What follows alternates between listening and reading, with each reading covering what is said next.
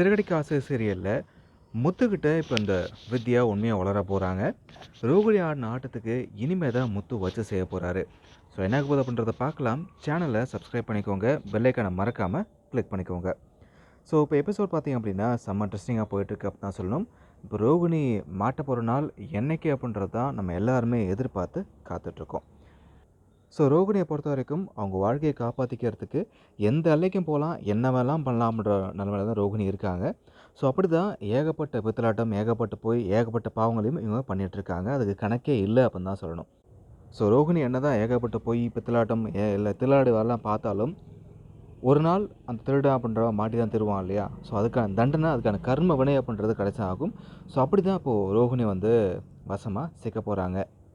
ஆக்சுவலாக இதில் ஒரு பியூட்டி என்ன அப்படின்னா, என்னதான் அந்த ரோகிணி ஏகப்பட்ட பொய் சொல்லி எல்லாரையும் ஏமாற்றி அது எதுலேயுமே மாட்டாமல் இருந்தாலும், இப்போது அதுக்கான ஒரு பலனாக தான் பார்த்திங்க அப்படின்னா, செய்யாத ஒரு தப்புக்காக சொன்ன ஒரு பொய்க்காக பார்த்திங்க அப்படின்னா, மனோஜ்கிட்ட அடி வாங்கி கதறிட்டு இருக்காங்க.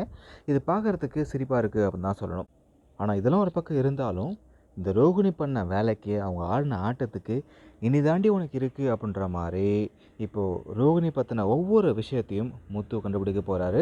அதில் ஃபஸ்ட்டு பார்த்திங்க அப்படின்னா, இப்போது முத்து ஃபோனை திருடினது ரோகிணி தான். அந்த ஃபோனை அந்த செருப்பு தைக்க தாத்தா கடையில் விட்டுட்டு போனது இந்த வித்யா தான் அப்படின்ற விஷயம் இப்போ முத்துவுக்கு தாத்தா மூலமாக தெரிய வருது. உடனே முத்து பார்த்திங்க அப்படின்னா அந்த ஃபோன் எடுத்துக்கிட்டு வித்யா வீட்டுக்கு தான் போகிறாரு. அங்கே போயிட்டு இது என்னன்னு தெரியுதா அப்படின்னு கேட்க, இந்த வித்யாவும் நக்கலாக பார்த்திங்க அப்படின்னா, ஃபோனு இது கூட தெரியாதா அப்படின்னு கேட்குறாங்க. அதுக்கு முத்து, ஃபோன் தான், ஆனால் இது என்னோட தொலைஞ்சு போன ஃபோன் அப்படின்னு சொன்னதுமே வித்யா முகத்தில் அப்படியே செம்மையாக ஷாக் ஆகுது. அவங்க ஃபேஸே வந்து மாறிடுச்சு. இதுக்கு அப்புறமும் முத்து சும்மாட மாட்டார். இந்த ஃபோன் வந்து உன் கைக்கு எப்படி கிடச்சிது, ஃபோனில் இருந்த சத்யாவோட வீடியோ எப்படி வந்து வெளியே வந்துச்சு அப்படின்ற விஷயத்தை தெரிஞ்சுக்கிறதுக்கு வித்யா கிட்ட செம்மையாக பார்த்தீங்கன்னா கேள்வி கேட்க போகிறாரு. வித்யாவும் ஆரம்பத்தில் வந்து ஏதாச்சும் சொல்லி சமாளிக்க முயற்சி பண்ணாலும் இதெல்லாம் முறியடிக்கிற விதமாக பார்த்தீங்கன்னா முத்து கேள்வியால் வித்யாவை மடக்க தான் போகிறாரு. ஸோ ஒரு கட்டத்துக்கு மேலே முத்து கேட்குற கேள்விக்கு என்ன சொல்கிறது அப்படின்னு தெரியாமல் வித்யா மாற்றி மாற்றி ஒரு கட்டத்தில் உண்மையை உளர போகிறாங்க. அதாவது மீனா மேலே இருந்த கோபத்தினால தான் மீனாவை பழிவாங்க வேணும் அப்படின்றதுக்காக அவங்க தம்பியோட வீடியோவை ரோகிணி வந்து வெளியிட்டாங்க அப்படின்ற மாதிரி உண்மையை வந்து சொல்ல போகிறாங்க. இது தெரிஞ்சதுமே முத்து செம்மையாக கோவப்பட்டு வீட்டுக்கு வந்து இந்த ரோகிணி பண்ணதை சொல்கிறதுக்கு வாய்ப்பு இருக்குது. அப்படி இல்லாட்டி இந்த வித்யாவை அழைச்சிட்டு வந்து வித்யாவே சொல்ல வைக்கிறதுக்கும் சான்சஸ் இருக்குது.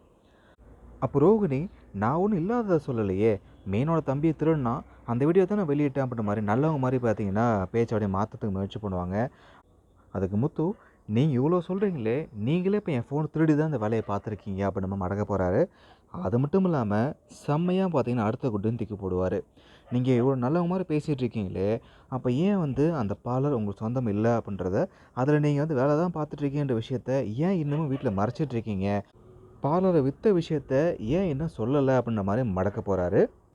அதுவும் இப்போ வரைக்கும் மனோஜ்கிட்ட கூட சொல்லாமல் மறைச்சதுக்கான காரணம் என்ன அப்படின்னு முத்து கேட்க போகிறாரு. ஸோ ரோகிணியும் என்ன பண்ண தெரியாமல் வாயை மூடிட்டு தான் போகிறாங்க.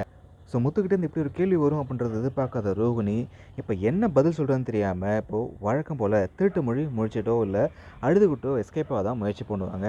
ஆனால் கண்டிப்பாக விஜயா இந்த விஷயத்த சும்மா விட மாட்டாங்க. அப்போ பார்லரும் உனக்கு சொந்தம் இல்லையா, அதையும் வித்துட்டியா, ஏன் எனக்கு கேட்காம வித்த அப்படின்ற மாதிரி இந்த ரோகிணியை இன்னும் 2 அறை கொடுத்தாலும் ஆச்சரியப்படுறதுக்கு ஒன்றுமே இல்லை அப்படின்னு தாங்க சொல்லணும். ஸோ வீவர்ஸ், இனிமேல் நம்ம எதிர்பார்த்த மாதிரி இந்த ரோகிணி செம்மையாக சிக்க போகிறாங்க. ஒரு நாளுமே இந்த ரோகிணி கதற சத்தத்தை நம்ம கேட்க தான் போகிறோம். ஸோ என்ன மாதிரியே யாரெல்லாம் அவளை காத்துட்ருக்கீங்க இந்த ரோகிணி கதற பார்க்குறதுக்கு அப்படின்றத கமெண்ட்டில் சொல்லுங்கள். பார்க்கலாம் என்ன பண்ண போகிறாங்க அப்படின்றத.